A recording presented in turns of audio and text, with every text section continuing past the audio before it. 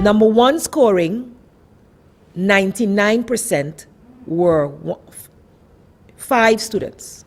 Five students, two, or should I say, yeah. Let me just go down the list.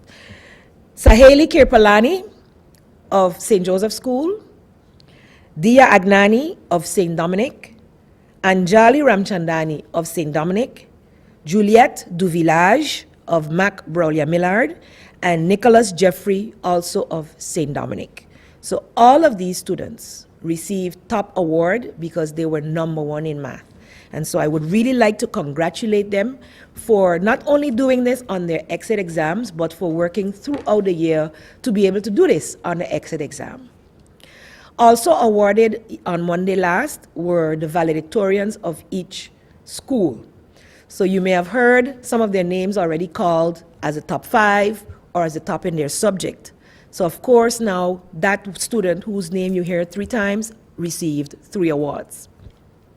In some cases, they received a laptop, they received a voucher at either Office World or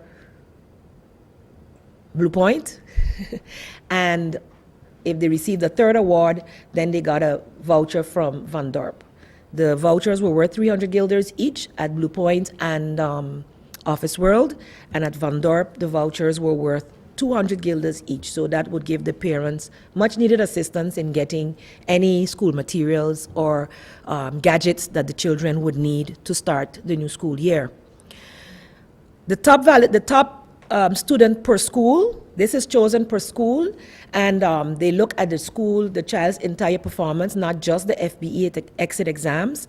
The St. Joseph School had as their top performer Saheli Kirpalani, Sister Magda School, Nisette Gomez, St. Dominic Primary, Dia Agnani, Hillside Snyders, Christian Hillside School, Jaylene Javier Fana, Seventh-day Adventist School, Dia Shatani, Brolia F. Millard, Mac, Juliette de Village, Asha Stevens, Christian Hillside School, Zanzi Brook.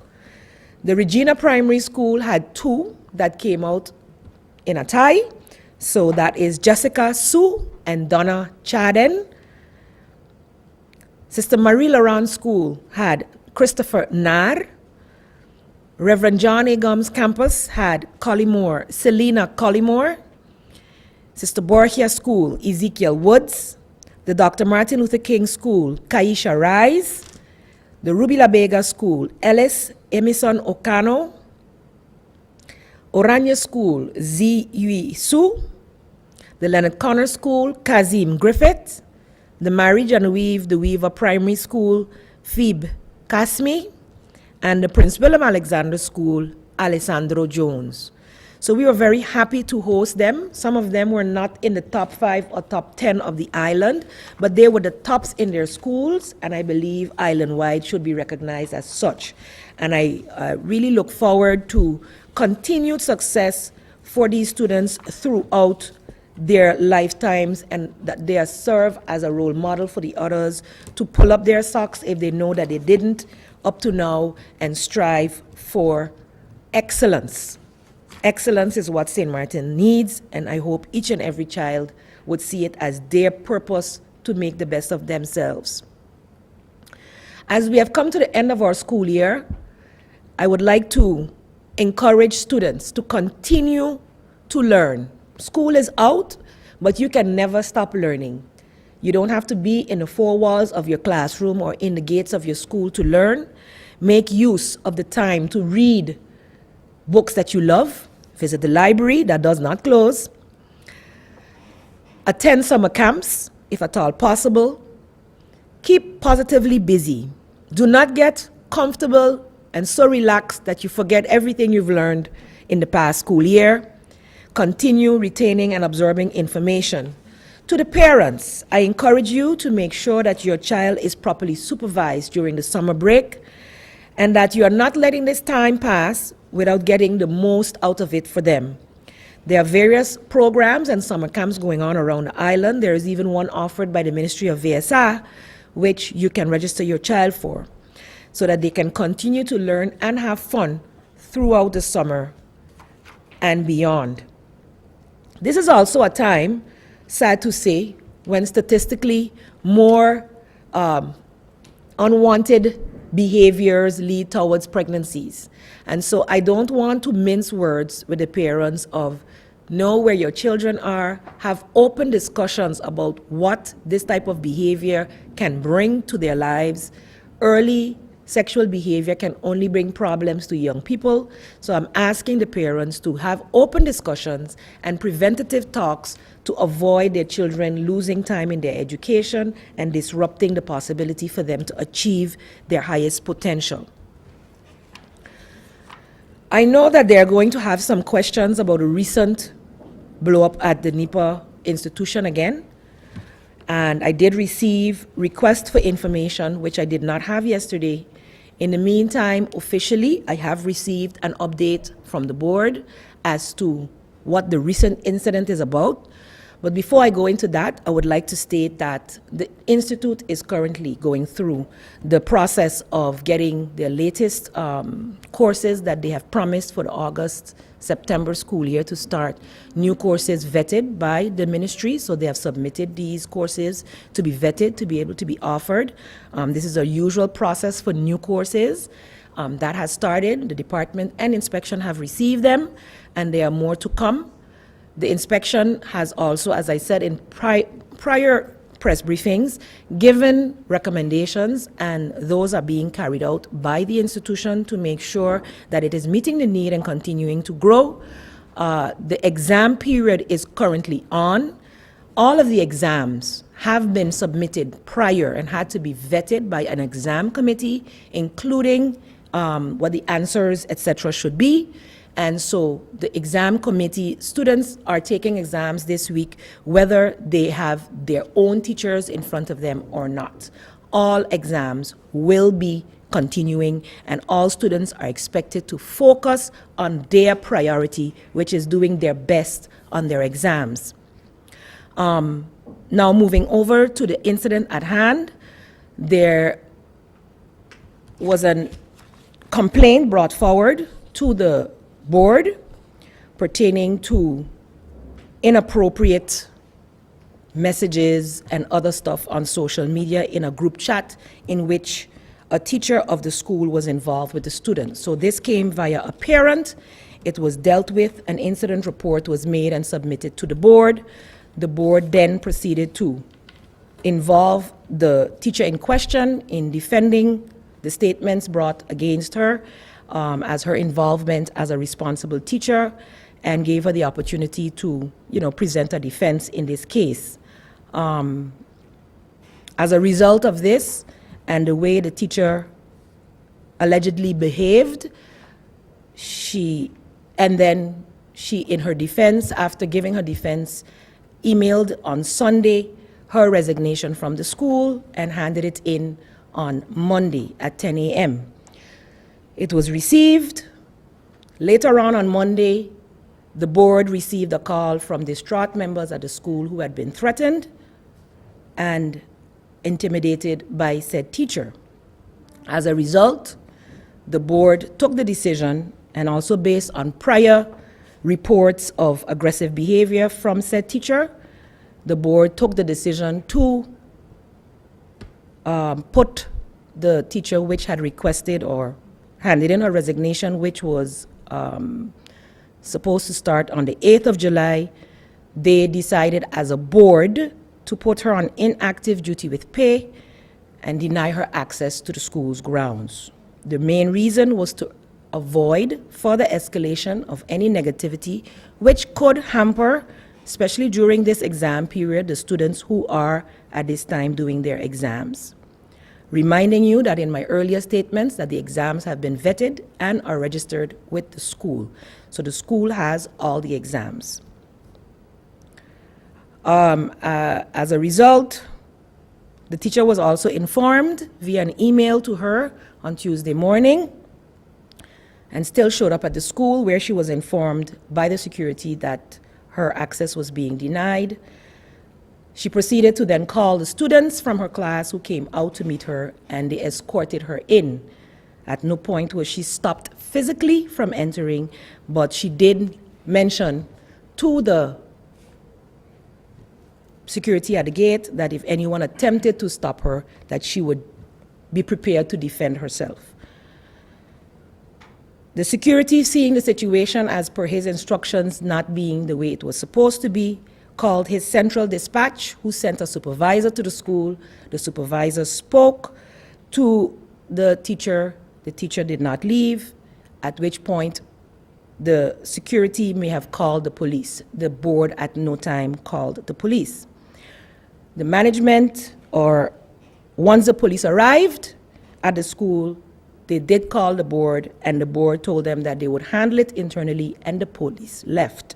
So at no point was there any police altercation between the police and the teacher in question as far as the board is concerned.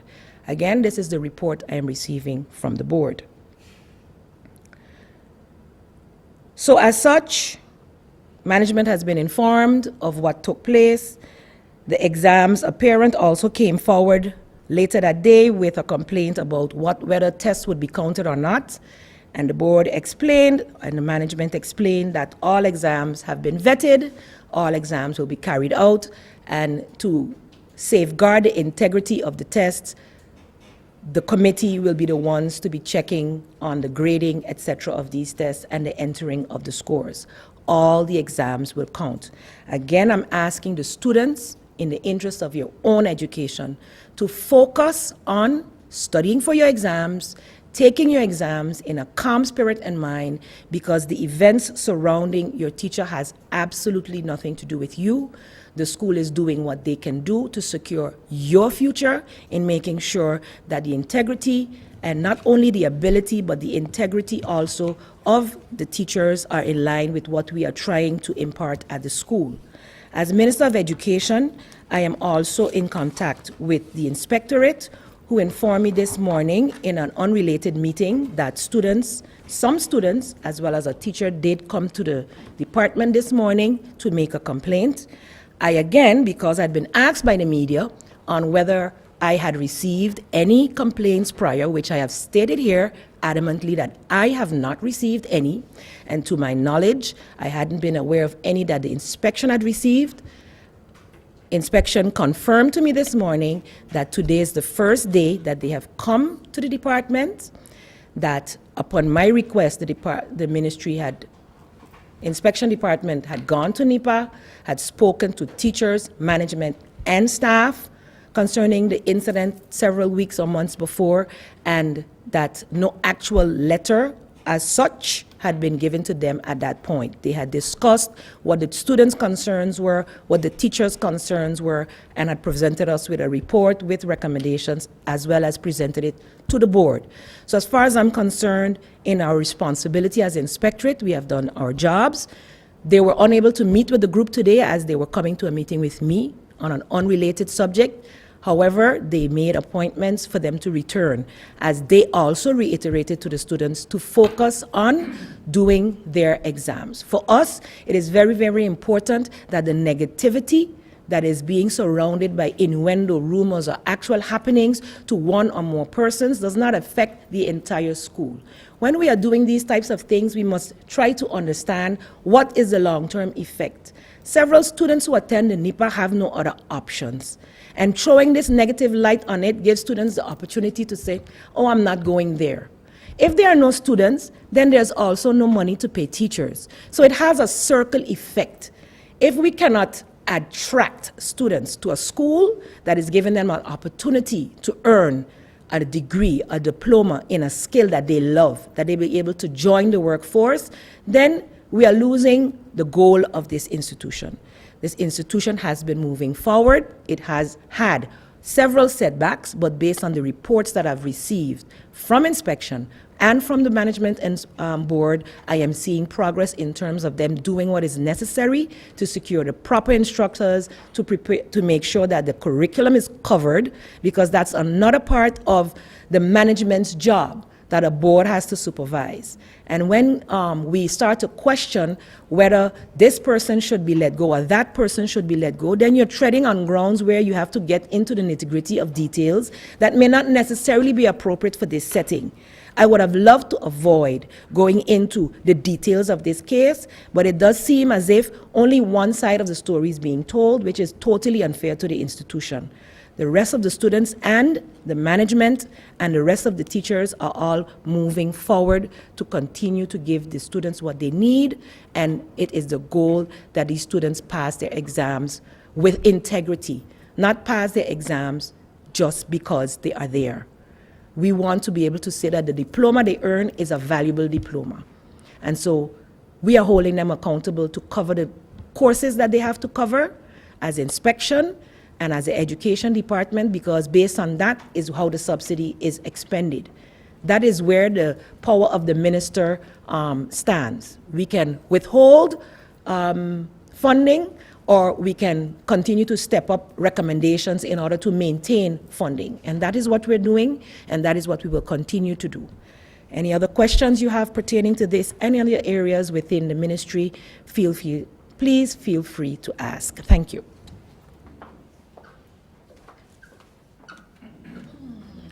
Thank you, Minister Jacobs. If you're just tuning in, you're listening to the Council of Ministers press briefing for today, Wednesday, July 5th, 2017. We will now move over to questions from the media, and we will start with Ms. Bibi Hatsha of SMN News. Thank you, Giselle. Good morning, ministers. Minister Jacob, I listened very carefully to the statement that you made regarding NEPA. I want to inform you that as a journalist, I demand documents, and I even have tape recordings of what transpired at NEPA yesterday, and even with the social worker that took the complaint from the parent about the report and the group chat. It is completely different from what you said, the board stated to you. However, my question is, you asked the Inspectorate of Education to do an investigation starting when this saga at NEPA started. Can you tell me how independent is the Inspectorate of Education to conduct such an investigation, knowing that the chairman of the supervisory board is a direct colleague in the same ministry and is housed in the same building as the Inspectorate?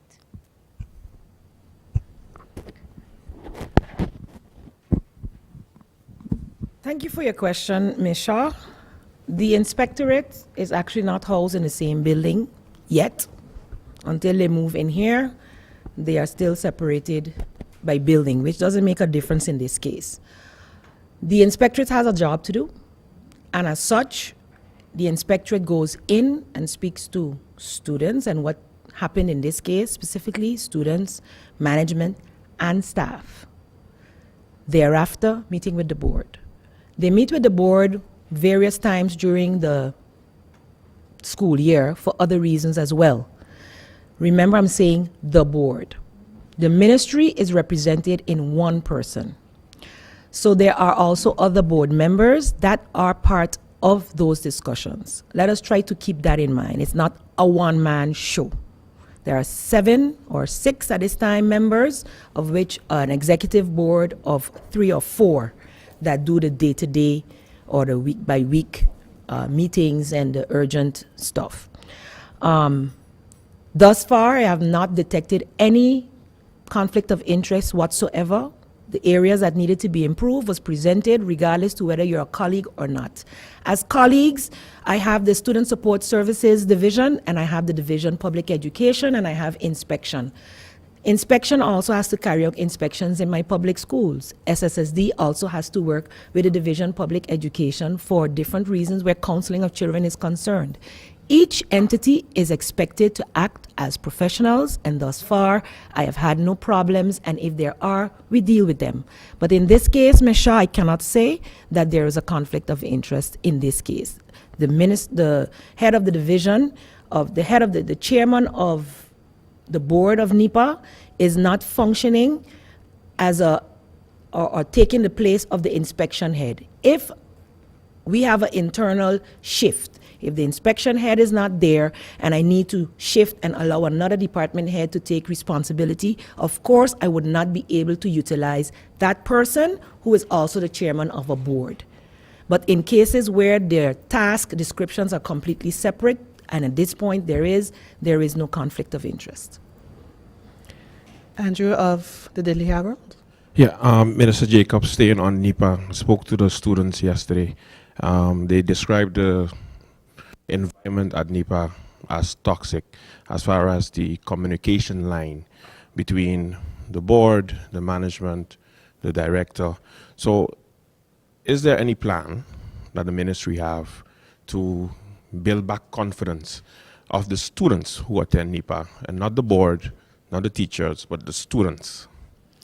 Well, I believe those are some of the recommendations made, to have open discussions with the students where as necessary, as deemed necessary. They do have a student representative which can approach management or board if they see the need for something.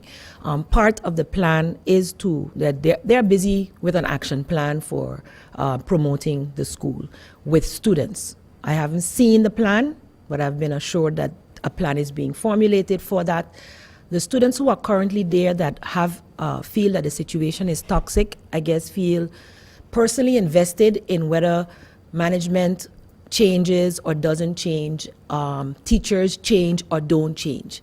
What these students, I would like to tell them from a personal perspective, is that you're now at a tertiary level of education where your future hangs in the education you are pursuing for yourself.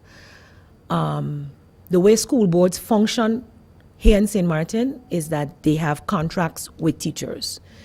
They usually start out with 1-year contracts to be able to see whether, and they can go up to 3 years on contracts to be able to properly evaluate whether this is someone you'd want to have permanent. One of the issues with NEPA being a new institution is that you're still in a kind of a testing phase as to which teachers best fit these courses. Many of the teachers are not necessarily teachers at the start, but they are professionals in their field and have a dispensation that they request, the institution requests, not just at NEPA, any school. So somebody with a math degree or a nursing degree or an IT degree can be taken on to teach at several high schools, colleges, or whatever the case may be, and given dispensation for the teaching part for up to 2 years. The school can request that, where they can then have the 2 years in order to upgrade themselves on the pedagogical aspect to be able to consider full-fledged teachers. That also happens during that contracting period. So, and usually if the request comes for dispensation after 2 years and 3 years, again, it is denied because you've had enough time and there are institutions on the island offering education courses. Okay, NEPA itself is looking at offering education courses to further upgrade their teachers in a sense of to qualify them as teachers in the strictest sense of the word. But this happens in SBO, MBO schools all through the kingdom, that some come in as professionals and then become official teachers according to the law by getting the teaching degree as well or the teaching certification.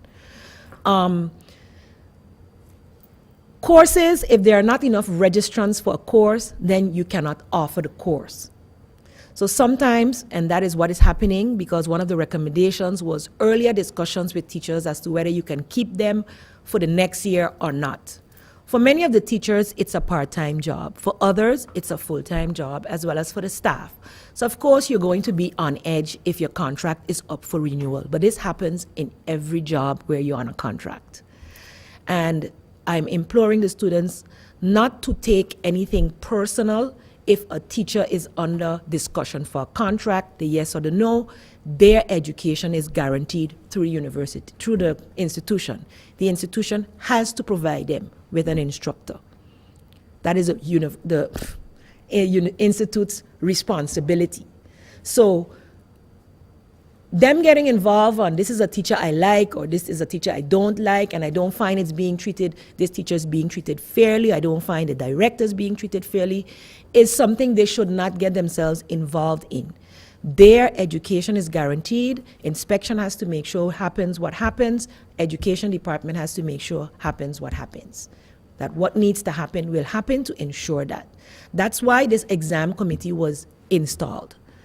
It had to be there. Say prior to that, exams were given, the institute could not prove whether the exams were at the proper level or not, etc.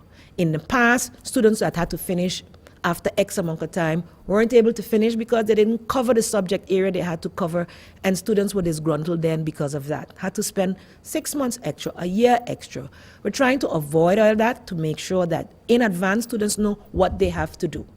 And students also must realize their own responsibility. The majority of them are over 18. Some are younger because they come directly out of VSBO, and I guess they can be easily drawn into a crowd. But I'm asking them to remember that their education is their first priority.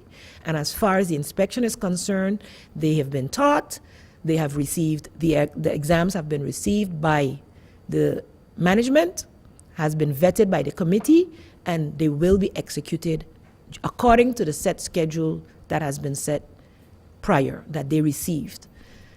So as far as I'm concerned, if they still have qualms, there's a road that they have to travel.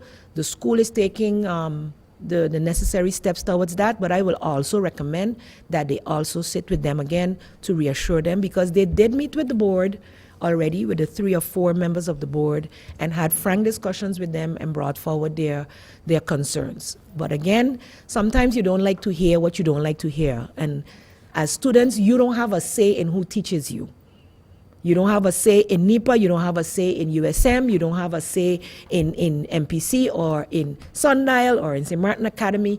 Those are the decisions that are taken by the management and board. Thank you. Mr. Brown of BCN News. Minister Bosman, about the recovery law. The people are very concerned that what they have worked for years might be taken away. Do you think the people do not understand? There will be any consultation to inform the people what is the recovery law about? Okay, thanks for the question. I think that is what I've been doing from the very beginning, informing the people exactly what it is and what it entails. And you know, it's just like any other law. The law is there, has been there. I did not implement any new law. The laws are on the books. They are there. It's how the laws would be executed. And we have to separate what the minister's jurisdiction is from what the prosecution jurisdiction is. The minister cannot get involved in any individual cases, nor do I have any intention to do so. Policy and making sure that the public should feel safe because of the laws that we have on our books.